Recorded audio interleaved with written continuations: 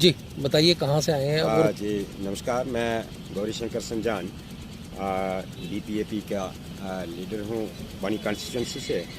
तो आज यहाँ डी साहब से मिलने के लिए और चीफ एजुकेशन ऑफिसर कठुआ से मिलने के लिए आए हैं। हमारे कुछ और लोग भी अभी आ रहे हैं, पहुँच रहे हैं। दूरदराज का इलाका है, तो यहाँ कुछ मेन इश्यूज़ थे जिसके मतलब यहाँ डिस्कस करना था।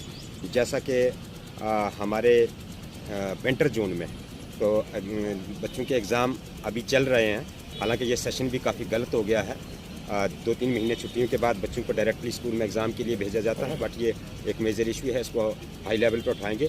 बट मेन इसका ये था कि यहाँ विंटर जोन में क्योंकि मार्च में पेपर अब ख़त्म हो जाएंगे, अप्रैल में सेशन शुरू होगा, तो बुक्स जो हैं वो जुलाई, अगस्त, सितंबर में मिलती हैं।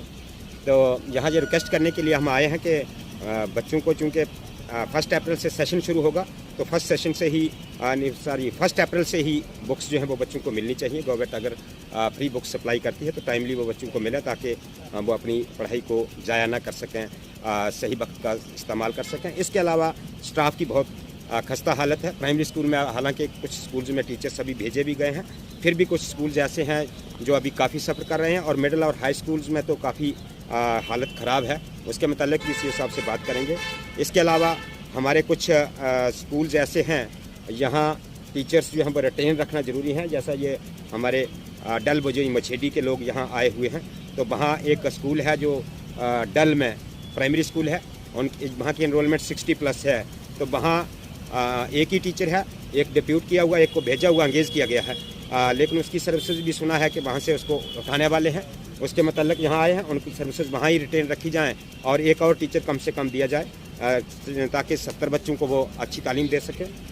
इसके अलावा हमारे कुछ डी साहब से मिलने का इसलिए भी प्रोग्राम है कि कुछ कंपनसेशन जो लैंड जो है वो काफ़ी टाइम पहले रोड के लिए एक्वायर की हुई है।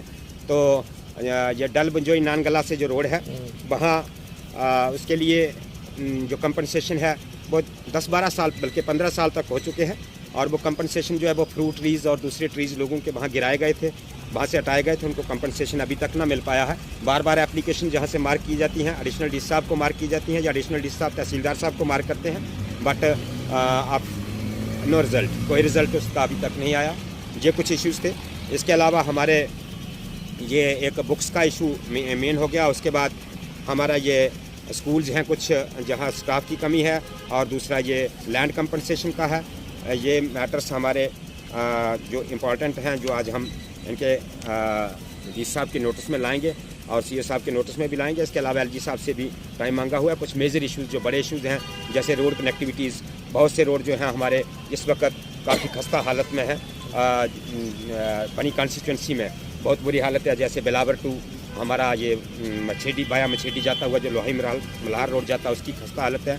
सरौता वाला रोड, बांजल भटवाल वाला रोड, और कटली टू ये हमारा चऊ और कटली टू मल्हार जो रोड है उसकी हालत काफ़ी खस्ता है। उसके लिए भी डी साहब से डिस्कस करेंगे। इसके अलावा जो हमारे बनी तहसील में भी रोड्स की कंडीशन जो है वो बहुत रिस्की है, जिसके बारे में अभी डिस्कस करेंगे। ये मेन इश्यूज़ है जिसके लिए आज हम यहाँ आए हुए हैं। बाकी साथी भी हमारे अभी आ रहे हैं, कुछ डेपुटेशन और भी हैं, डी साहब से मिलेंगे।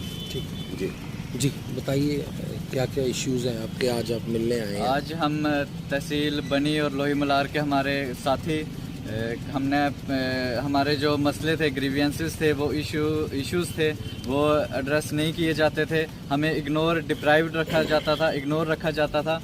फिर हमने डिसाइड किया साथियों के साथ मिलकर थ्रू अपने DPAP के लीडर गौरी शंकर जी को भी अप्रोच किया, उनसे मदद मांगी और अपने इश्यूज़ जो हैं वो उनके सामने रखे। इश्यूज़ में हम डिसाइड कर रहे थे कि एक एप्लीकेशन बना के हम DC साहब को देंगे, लेकिन वो एप्लीकेशन हम जब इश्यूज़ गिनने लगे तो वो एप्लीकेशन ही एक पूरी फाइल तैयार होगी 7-8 पेजेस की, हमने आपके सामने भी रखी है। उसमें सीओ साहब से भी कुछ हमारी हमने डिमांड्स रखी हैं, जो ज़रूरतें हैं वहाँ पे। जैसे स्कूल में स्टाफ नहीं है, तो बिना स्टाफ के टीचर्स के बच्चे क्या पढ़ेंगे? उनके एजुकेशन ही उनकी मतलब कि डार्क जीवन वो जी रहे हैं। उनका फ्यूचर है, टीचर्स के बिना वो कैसे पढ़ेंगे आगे? वो कहते हैं ना विकसित भारत, तो बिना शिक्षित ही नहीं होगा भारत, तो विकसित कैसे होगा? तो वो एक मेजर इशू था कि जो टीचर्स हैं उनकी कमी पूरी होनी चाहिए। ये तो इनके नोटिस में लाना ही चाहिए, क्योंकि ये तो सुपीरियर ऑफिसर है, इन्हें खुद पता होना चाहिए कि हमें वहाँ पे टीचर्स प्रोवाइड करने हैं। चीफ एजुकेशन ऑफिसर हैं, इन्हें पता होना चाहिए कि वहाँ टीचर्स की कितनी ज़रूरत है। हमारे बच्चे मैक्सिमम गवर्नमेंट स्कूल्स पे डिपेंड होते हैं। हमारी एजुकेशन, जो बच्चों की एजुकेशन है वो गवर्नमेंट स्कूल पे डिपेंड होती है। ऐसे ही गवर्नमेंट इतनी सारी ग्रांट देती है, लेकिन बिना टीचर्स के तो बच्चों को तो कोई बेनिफिट नहीं है। बच्चे पैसा तो खाएंगे नहीं, उन्हें तो वही शिक्षा ही ग्रहण करनी है। तो ये एक इशू था। उसके बाद हमारे रोड बने थे वहाँ पे, जिसमें गरीब लोग हैं हमारे वहाँ के, उनकी जगहें चलेगी। कुछ फ्रूट्स ट्रीज थे या और भी पेड़ पौधे या जगहें जो गई हैं, उनके लिए जो कंपनसेशन था वो पेंडिंग था। मतलब 15-20 साल हो गए, वो अभी तक उनको कोई उसमें थोड़ी सी कंपनसेशन दी गई, पार्शियली उनको थोड़ा दिया गया। उसके बाद उनकी पेंडिंग रखी गई है, बाकी वालों की रिलीज होगी, लेकिन वो देखा गया कि गाँव के लोग हैं उनको इग्नोर रखा गया। तो ये मसले मतलब कि आज से, जब मेरी उम्र ही 22 साल है, लेकिन जब मैं पैदा हुआ था मैं तब के मसले उठा रहा हूँ, ये इन्हें आज तक एड्रेस नहीं किए हैं। तो वो रोड क्या मसला था, बनी ढक्कर रोड सुरजन में, वो उनको भी, उन लोगों को भी क्लेम, हमारे लोग हैं उन्हें भी अभी तक क्लेम नहीं मिला है। उसके बाद लैंड स्लाइडिंग हुई है हमारे वहाँ हाला टू चुंचली रोड में, वहाँ लैंड स्लाइडिंग हुई है और इतनी खतरनाक लैंड स्लाइडिंग है, वहाँ लोगों के घर हैं और लोगों के घर बिल्कुल रिस्क पे हैं। अगर थोड़ी सी बारिश ज़्यादा हो जाती है तो वो स्लाइडिंग जो है वो सेफ्टी मेजर्स पहले वहाँ पे लेने चाहिए, क्योंकि पहाड़ी इलाका है, स्लाइडिंग हुई है, लोगों के, गरीब लोगों के घर चले गए। अब वो इतने कैपेबल भी नहीं है कि दोबारा से नया घर बना सके, इतने उनके पास पैसे भी नहीं है। तो ये सब मसले थे, मसले बहुत सारे हैं। थोड़े आज हम डीसी साहब के सामने उठाएंगे, फिर हमने डीपीएपी के लीडर हमारे गौरी शंकर जी से भी रिक्वेस्ट की है कि आप एलजी साहब से टाइम मांगे, और जो जिस हमारे इलाके को जो फार फ्लांग डिक्लेयर कर दिया, एक्चुअल में फार फ्लांग है नहीं हमारा इलाका। लखनपुर से सबसे नियरेस्ट टूरिज्म स्पॉट जो है वो हमारा मशेडी बनी का बड़ा ही खूबसूरत इलाका है। फार फ्लांग तो श्रीनगर होना चाहिए, जो लखनपुर से कितना 500 किलोमीटर की दूरी पे है लगभग। हमारा तो लखनपुर से यहाँ से 150 किलोमीटर पे आप श्रीनगर जैसे मजे ले सकते हो, वैसा इलाका। लेकिन इन्होंने, हमारे लीडर्स जो पहले आए थे, उनकी नलायकी की वजह, नलायकी ही कहूँगा मैं, उनकी वजह से हमारे इलाके फार फ्लांग, वहाँ कोई जाना पसंद नहीं करता, रोड्स नहीं है, ये वो, तो ये सब इश्यूज हैं। तो 15-20 साल वाले जो इश्यूज हैं वो जख्म थे, आज नासूर बन गए हैं। तो हमारे लोग आज यहाँ पे इकट्ठा हुए हैं। आज हम डीसी साहब से भी ये उम्मीद रखेंगे कि वो हमारी साइड विशेष ध्यान देंगे, पहाड़ी इलाका है, इस तरफ विशेष ध्यान देंगे और हमारे मसलों को सुनेंगे।